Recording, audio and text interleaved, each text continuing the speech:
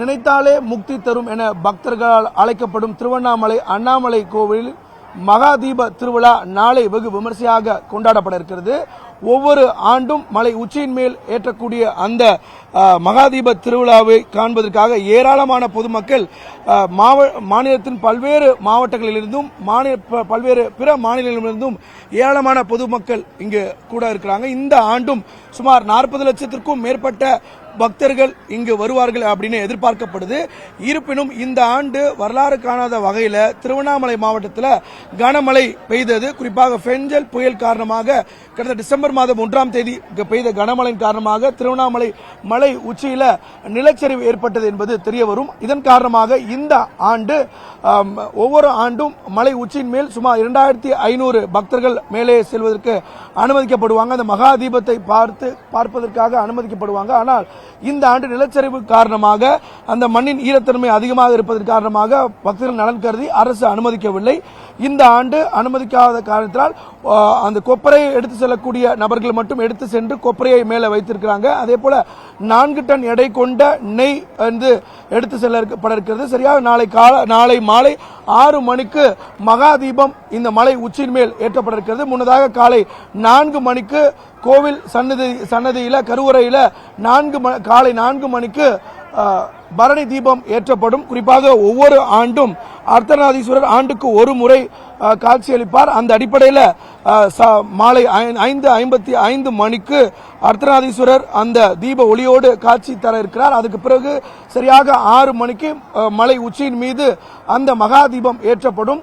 இந்த நேரத்தில் கடந்த 5 மணி நேரமாக விட்டு கனமழை என்பது திருவண்ணாமலை மாவட்டத்தில் இடைவிடாமல் பெய்து வருகிறது.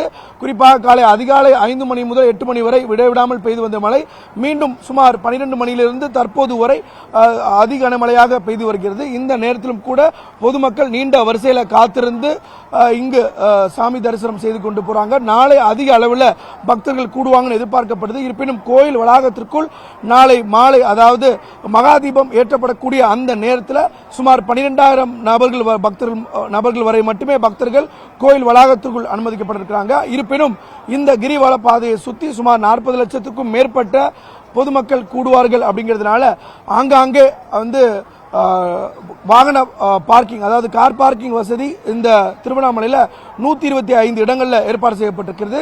அதே போல தற்காலிக பேருந்து நிறுத்தங்கள் 25 இடத்திலும் அதே போல மருத்துவ முகாம்கள் இந்த திருவண்ணாமலை நகர் முழுவதும் வைத்திருக்கிறாங்க. அடிப்படை தேவைகளான குடிநீர் கழிப்பறை போன்ற வசதிகள் கிரிவல பாதையை சுற்றி வைத்திருக்கிறாங்க. அதே போல சுமார் 15,000க்கும் மேற்பட்ட காவலர்கள் இந்த பாதுகாப்பு பணியில் ஈடுபட்டு வராங்க. அந்த வாட்ச் டவர் சொல்லக்கூடிய உயர் கண்காணிப்பு கோபுரத்திலிருந்து காவலர்கள் பக்தர்களை கண்காணித்து வராங்க. அதே போல 800 அதிநவீன சிசிடிவி இயந்திரங்கள் கேமராக்கள் பொருத்தப்பட்டு அதன் மூலமாகவும் பக்தர்களை வந்து கண்காணித்து வராங்க. இருப்பினும் போக்குவரத்து நெரிசல் ஏற்படக்கூடாது என்பதற்காக இந்த திருவண்ணாமலை கோவிலை சுற்றி இருக்கக்கூடிய 8 பிரதான சாலைகளில் போக்குவரத்து மாற்றம் செய்யப்பட்டிருக்கிறது. காவலர்கள் தடுப்புகள் வைத்து பொதுமக்களை ஒழுங்குபடுத்தி கோவிலுக்குள் செல்லுவதற்கான பாதைகளை ஏற்பாடு செய்து வராங்க. நாளை காலை தான் மகாதீபம், நாளை காலை தான் கார்த்திகை தீபம் என்பது வெகு விமர்சையாக கொண்டாடப்பட இருக்கிறது. இருப்பினும் மாநிலத்தின் பல்வேறு பகுதிகளிலிருந்தும் அதே போல பிற மாநிலங்களிலிருந்தும் குறிப்பாக தெலுங்கானா, கர்நாடகா, ஆந்திரா ஆகிய மாநிலங்களிலிருந்து ஏராளமான பக்தர்கள் வர தொடங்கியிருக்கிறாங்க. காலையிலிருந்து ஏராளமான ஆந்திர மாநிலத்தை சேர்ந்த பக்தர்கள் இங்கே நீண்ட வரிசையில் காத்திருந்து சாமி தரிசனத்தில் செய்து வராங்க. அதே போல நம்ம கோவிலுடைய மேற்கு திருமலப்பத்தி அந்த நுழைவாசல் இருக்கும். இங்கு இந்த மேற்கு கோபுரத்துக்கு பின்புறம் இருக்கக்கூடிய அந்த மலை உச்சியில தான் இந்த மகா தீபம் ஏற்றப்பட இருக்கிறது. காலையிலிருந்தே பனிமூட்டத்தோடு அந்த மலை உச்சி காணப்படுகிறது. இருப்பினும் காலை சுமார் 100க்கும் மேற்பட்டோர் அந்த கொப்பரையை சுமந்து சென்று